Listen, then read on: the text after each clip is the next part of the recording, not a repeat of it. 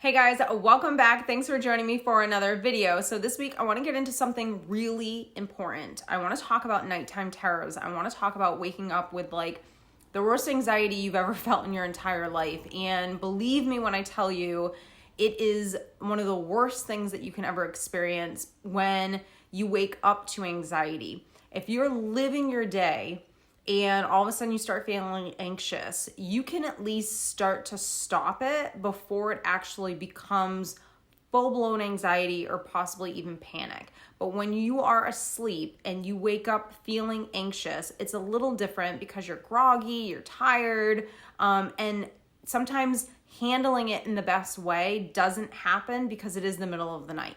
So before I do get into this week's video, because I want to give you a ton of information that will definitely help you if you do wake up with anxiety or panic or any of those things, nervous belly, whatever you want to call it. But before we do get into that, if you have not already subscribed to my channel, don't forget to click on subscribe down below and click on post notifications. This is also the last couple of days of our 40% off sale. I'm doing 40% off both of my online courses. I will link it up here. It is code GIFT40 at checkout. So you can click the link up there and take advantage. I'll actually link up my 9-week course here, but also my boot camp is included in that as well. So don't forget to take advantage.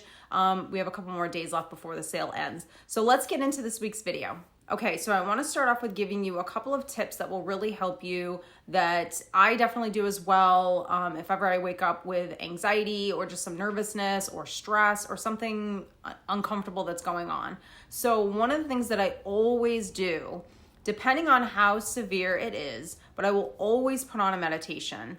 It's like the first thing that I'll always do. The minute I wake up and I'm like, okay, here we go. Here are the stories, or they're just like too quick of stories because I was asleep and now I'm kind of groggy and I can't really even take control of the situation really because the wheel is just going so fast. I'll immediately put on a meditation, a guided meditation that will allow me to start focusing on breathing from my belly and really getting those like good deep belly breaths in that will just really start to like slow me down. And as much as that wheel is still going super fast, I try to just like let me focus on breathing, let me just keep doing that. And I usually give myself, depends on how deep the anxiety is or how fast the wheel is going, but that's something that I consciously try really hard to do, is just focus on what that person's saying, focus in on my breathing, and I almost tell myself, I see you anxiety, let's just sit there for 1 second. I'll be right with you. Just give me 1 second. Almost like as if you were talking to someone on the phone and you had to go use the restroom. I'll be with you in 1 second. So I just kind of place it off to the side. It's still there. It's still knocking at the door. It still wants my attention, but I just tell it to just give me a minute, and I'm just focusing here for a second. I'm trying to do my breathing, because what I'm trying to do is get enough distance away from that conversation, that anxiety, so I can start to have more control over it. Because if the wheels are going too fast, then I can't just stop it because it's going too fast. The other thing that I'll actually do is, aside from listening to that, if it's going so fast and that's not working and I can't do anything about it, I'll actually get out of bed. I'll get out of bed and I'll start just kind of like in my room, running around in place, or start moving my body, because what I'm trying to do, or I'll start stretching and like, what I'm trying to do is get my heart rate going up a little bit, because if I can get my heart rate going up a little bit, then that means that, again, it's another tool for me to gain some distance away from that story, because I'm not feeding the story. What I'm doing is I'm feeding my body by giving it a little bit of exercise to kind of get the adrenaline out of my body, so I can, again, have more control over this wheel that's running so fast. Because right now it's like a dog's running in the house and I just can't like just grab the dog. You know what I mean? So that's something else I'll do as well. Once I'm done doing one of those things, one of them for sure is going to help. If the meditation didn't work, definitely moving your body and just like running, and I'll put a workout on, and I'll just 2 a.m. I start doing like a light cardio or just something to kind of just like get my body going, because my adrenaline is going so fast and I need to slow it down. So, and I can't get control over that story yet or interrupt that story until the adrenaline has come down enough. So once it has come down enough though, what I'm trying to do is I'm trying to interrupt the story that's being played, because the story is not real. The story is literally me thinking about the future, thinking about something that I have to do or that needs to get done or that I want to have and I don't have it yet. I'm literally sitting in the future, and all I'm doing is creating these horrible stories that are starting to make me feel anxious. So none of those stories are real. So what it is I'm essentially experiencing cognitive distortion. And what that means is I'm thinking about a situation, the reality of what's actually happening is false. So the stories that I'm playing in my mind, because they're in the future or because they're in the past, and because I've been playing them for so long, they actually feel real. And that's what cognitive distortion is when these stories feel real, but they're not. They're actually not real. They're not happening. They're probably never going to happen. And it's just something that I'm continuously feeding, which makes it feel real. Now, for me, there's a couple reasons for anxiety. Number one, it could be because you are beating yourself up, that you need to be perfect. Meaning I have to get this done, I have to do this, I haven't done this, I don't have this yet, so I have to have this done. I need control, I need everything the way that I want it to be. So that's one realm that'll kind of definitely give you anxiety. Another realm is going to be doing something that's out of your comfort zone. So say for example, you're moving to a different state or you're going on a trip.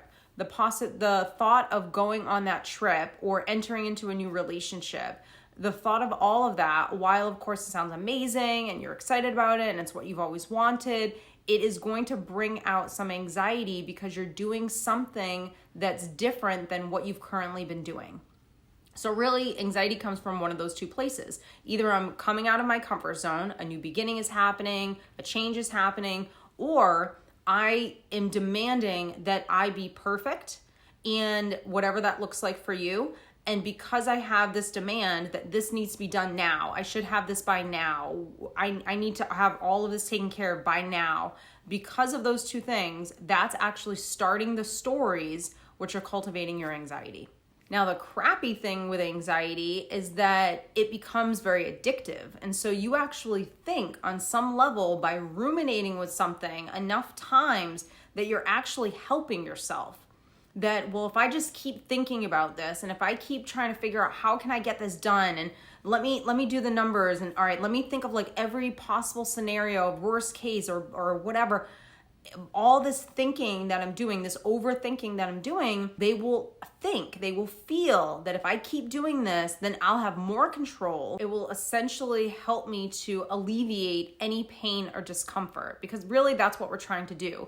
We're trying to live in the future, control what's going to happen so we don't experience any pain and we get everything that we want.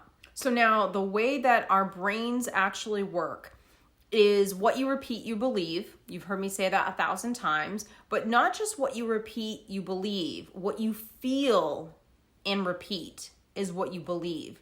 And what happens is if you repeat something long enough, you're eventually going to feel it. And so once you start feeling it and you attach emotion to it, then you start creating really a pathway to go back to that thought even quicker.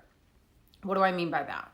The more you keep playing this thought over and over again, and then the more you get engaged with it and you feel it, you feel the fear, you feel the worry, you feel the stress, you are essentially creating the programming of that story. And once you create the programming of something, you've now created the habit. And so it's very easy to go back to that place of what if this happened? What if this specific story that I was just like ruminating with and getting all emotionally involved in, it'll be easy for me to go back to that anxiety. And that's why people with anxiety disorders suffer for years, because they don't realize, number one, they don't really have a lot of coping skills in order to know how to deal with anxiety, but they also don't understand the mental discipline of the addictiveness that anxiety has. And then they get stuck on a loop and they're doing the same thing year after year and they're never getting better because they haven't realized that they have to get off the train. And to get off the train, it's not just to jump off. It's sometimes you slowly get off and you made real progress this time. And maybe the next time you got anxiety, you completely messed it up and you just went down the rabbit hole and it took you days to like, come back up for air. That's going to happen too. So giving yourself realistic expectations on, okay, I have anxiety. These are the things that trigger me, and this is how I handle those triggers, and being patient with yourself and self-parenting and doing all that good stuff that we're always talking about, but also understanding that, or accepting or taking responsibility for the fact that if I allow myself, because you are, if I allow myself to continuously repeat this story and attach feeling to it, now I'm actually creating the problem versus trying to stop the problem. So I think it's really important that you look at your anxiety. For me, when I really started practicing this and learning this, I wanted to look at my anxiety and I wanted to come from more of a rational, logical place versus very emotional. And just to be honest with you, not even really aware of how much I was contributing to my own anxiety and making it worse than it needed to be.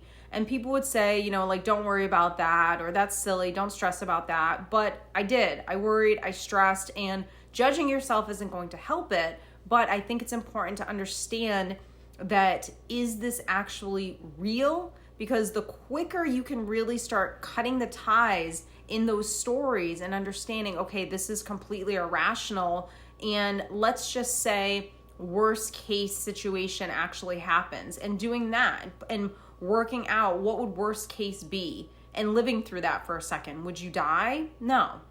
So if you're not going to die, then you'd be absolutely fine. You would figure it out. You would deal with it. And so then you realize that fear actually isn't real. Fear doesn't really exist. The only fear that exists is the fear that's happening right now in this moment. And anything that's making you anxious is not happening in this moment. Not if you're waking up in the middle of the night and just shortness of breath, sweating through your sheets, can't keep still, can't go back to sleep. None of that stuff's actually happening. There's no tiger in the room. There's nothing crazy that's happening. But of course, you're laying there in a panic thinking that something is happening.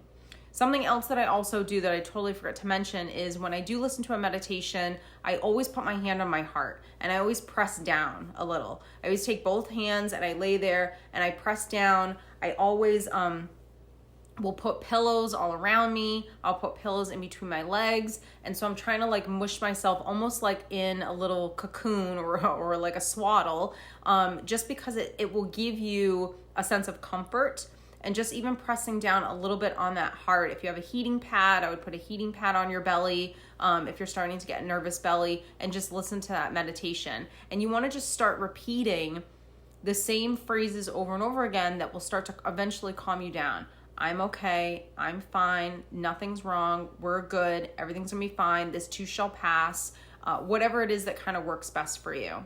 So I hope if you are struggling with anxiety that I've given you some tips to kind of start to kind of help you out and get a little bit more of control when the anxiety starts to happen. And I hope that I gave you some tips that when you do wake up in the middle of the night in a little bit of a panic or full-blown panic, at least you can do some things that will start to help you to get some space away from that anxiety or that story that's causing the panic. So I hope you guys have enjoyed this, and I will see you next week.